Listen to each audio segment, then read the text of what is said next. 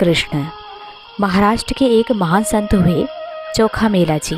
चोखा मेला जी श्री विट्ठलनाथ जी के परम भक्त हुए। वह एक निर्धन परिवार से थे। मेहनत मजदूरी करके वे अपने परिवार का पालन पोषण करते थे। एक समय की बात है, चोखा मेला जी को मजदूरी करके कुछ धन प्राप्त हुआ। उस धन से वह अपने परिवार के लिए सब्जी लेने जाने लगे। चोखा मेला जी एक जगह से सब्जी ले ही रहे थे कि उनका ध्यान पास में रखे बड़ी बड़ी और सुंदर केलों पर गया। उन सुंदर केलों को देखकर श्री चोखा मेला जी के मन में भाव आया, कितने सुंदर केले हैं ये, इनको मैं अपने प्रभु के लिए ले लेता हूँ। आज मैं अपने श्री विट्ठलनाथ जी को केले का भोग लगाऊंगा। ये केले मेरे प्रभु को बहुत अच्छे लगेंगे। चोखा मेला जी ने अपने परिवार के लिए सब्जी नहीं ली, बल्कि विट्ठलनाथ जी के लिए केले ले लिए और वह उन केलों को लेकर श्री विट्ठलनाथ जी के मंदिर जाने लगे। चोखा मेला जी उन केलों को लेकर मंदिर के द्वार पर पहुंच गए। जरा सुनिए पुजारी जी, मैं अपने प्रभु के लिए सुंदर केले लाया हूँ। आप कृपा करके इन केलों का भोग मेरे प्रभु को लगा दोगे? तूने ऐसा सोच भी कैसे लिया? तू क्या समझता है, 2-4 बार भगवान का नाम लेने से तू इतना पवित्र हो गया कि भगवान तेरे हाथ का छुआ हुआ केले का भोग लगाएंगे? मंदिर के पुजारी ने छोटे जाति का होने के कारण श्री चोखा मेला जी को मंदिर के द्वार पे से अपमान कर निकाल दिया। चोखा मेला जी बड़े ही दुखी मन से अपने घर आ गए और अपने कक्ष का दरवाजा बंद कर लिया। हे प्रभु, अगर आपको केले नहीं खाने थे तो आपने मेरे मन में ये भाव उत्पन्न क्यों किया कि मैं आपको केले का भोग लगाऊं? आपने मुझे ऐसी जगह पैदा ही क्यों किया जहां मैं अपने इस तन से आपकी कोई सेवा नहीं कर सकता? जब मेरा ये शरीर आपके किसी सेवा योग्य है ही नहीं, तो मैं इस शरीर को रखकर क्या करूंगा? आज से मैं अन्न जल ग्रहण नहीं करूंगा। अब मैं इस शरीर को नहीं रखूंगा। अब मैं इसका त्याग करूंगा। कुछ समय बाद रात्रि हो गई। तब श्री विट्ठलनाथ अपने गर्भगृह से निकलकर श्री चोखा मेला जी के पास प्रकट हो जाते हैं। चोखा मेला, उठो चोखा मेला, इधर तो देखो। जब श्री चोखा मेला जी ने प्रभु की तरफ देखा तो अनंत कोटि में सौंदर्य और नव किशोर अवस्था प्रभु का ऐसा रूप देख श्री चोखा मेला जी स्थिर हो गए और एकटक प्रभु को देखने लगे। चोखा मेला जी, मुझे बहुत भूख लगी है। तुम मेरे लिए केले लाए थे ना? वो केले मुझे खिलाओ। तब श्री चोखा मेला जी अपने हाथों से श्री विट्ठलनाथ जी को बड़े प्रेम से केले खिलाने लगे।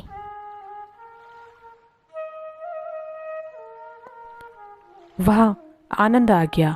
बहुत ही स्वादिष्ट केले हैं। चोखा मेला जी, आप मुझे कुछ केले रुक्मणी जी के लिए भी दे दीजिए। मैं उनके लिए भी ले जाऊंगा। वह भी आज भूखी हैं। मंदिर के पुजारियों ने आज आपका अपमान किया था, इसलिए मैंने और रुक्मणी जी ने आज मंदिर का भोग नहीं खाया। श्री विट्ठलनाथ जी ने चोखा मेला जी से कुछ केले लिए और अपने गर्भगृह में वापस चले गए। जब सुबह हुई तो मंदिर के पुजारियों ने मंदिर का गर्भगृह खोला। तब पुजारी ने देखा कि भगवान के विग्रह के पास कुछ केले रखे हुए हैं। अरे, ये केले यहाँ कैसे आ गए? हमने तो केले का भोग नहीं लगाया कल प्रभु को। अरे, ये तो वही केले हैं जो चोखा मेला कल लेके आया था प्रभु के लिए। लगता है वह मंदिर में रात को चुपकर से आकर इन केलों को यहाँ रख गया। उसका इतना साहस बढ़ गया कि वो मंदिर में घुस आया। उसके इस साहस का दंड उसे जरूर मिलेगा। तब सब मंदिर के पुजारी और कर्मचारी सब मिलकर चोखा मेला जी के घर पहुंच गए। ए चोखा मेला, कहाँ है तू? बाहर निकल। तब चोखा मेला जी पुजारियों की आवाज़ सुनकर घर से बाहर आते हैं क्या हुआ पुजारी जी, आप इतना क्रोध में क्यों हो? तुझे जब हमने कल भगवान को केले का भोग लगाने से मना किया, परंतु फिर भी तेरा इतना साहस कि तूने रात में छुपके से आकर भगवान को केले का भोग लगाया। अब तुम लोग खड़े खड़े देख क्या रहे हो? मारो इसे ताकि इसे अपने साहस का दंड मिल सके। तब मंदिर के पुजारी और कर्मचारी मिलकर चोखा मैला जी को पीटने लगे।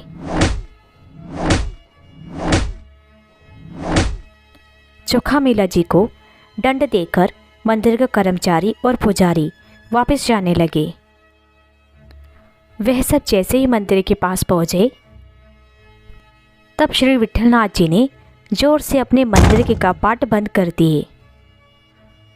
यह देख मंदिर के पुजारी आश्चर्यचकित हो गए।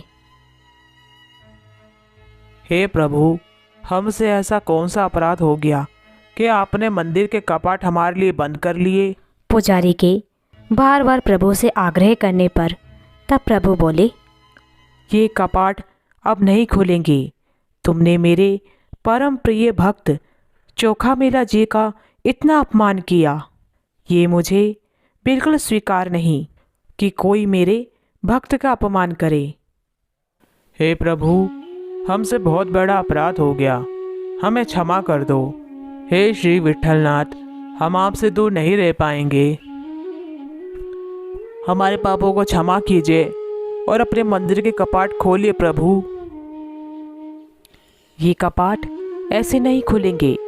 जब चोखा मैला जी कहेंगे कि कपाट खोलो, तभी ये कपाट खुलेंगे। ठीक है प्रभु, हम चोखा मैला जी को क्षमा मांगकर उनको लेके आते हैं। ऐसे नहीं, पालकी लेके जाओ और उस पालकी में बड़े आदर के साथ उनको बैठा के लाओ। चोखा मैला जी बहुत ही सहज हैं। यदि वे पालकी में बैठने से मना कर दें तो तुम लोग उनके चरणों में गिरकर उनसे क्षमा मांगो और वो उन्हें पालकी में बैठने का निवेदन करो। तब सब मिलकर पालकी लेकर चोखा मैला जी के घर जाने लगते हैं। चोखा मैला जी, हमने आपका अपमान किया है, दया करें, आप हमारे अपराध को क्षमा कीजिए। आपके अपमान करने के कारण प्रभु ने दंड स्वरूप अपने मंदिर के कपाट अंदर से बंद कर लिए हैं। कृपा कर आप हमारे साथ इस पालकी में बैठकर मंदिर चलिए और आप प्रभु विट्ठलनाथ जी से कपाट खोलने के लिए कहिए, तभी प्रभु मंदिर के कपाट खोलेंगे। अरे, ये आप क्या कह रहे हैं? मैं इस योग्य नहीं जो मेरे कहने पर श्री विट्ठलनाथ जी मंदिर के कपाट खोल दें।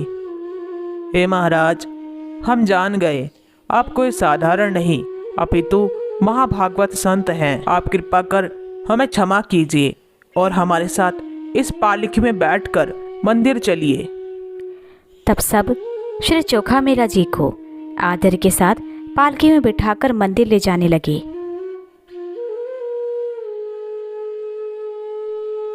हे प्रभु, मैं आपका दास चोखा मैला हूँ। दया कर आप अपना क्रोध शांत कीजिए और मंदिर के कपाट खोलकर अपने भक्तों को दर्शन दीजिए। सभी भक्त आपके दर्शनों के लिए व्याकुल हैं प्रभु, दया कीजिए, कपाट खोल दीजिए प्रभु। चोखा मैला जी के कहने पर प्रभु ने अपने मंदिर के कपाट खोल दिए। इस प्रकार श्री विट्ठलनाथ जी ने अपने परम प्रिय भक्त श्री चोखा मैला जी को समाज में सम्मान और प्रसिद्धि दिलाई।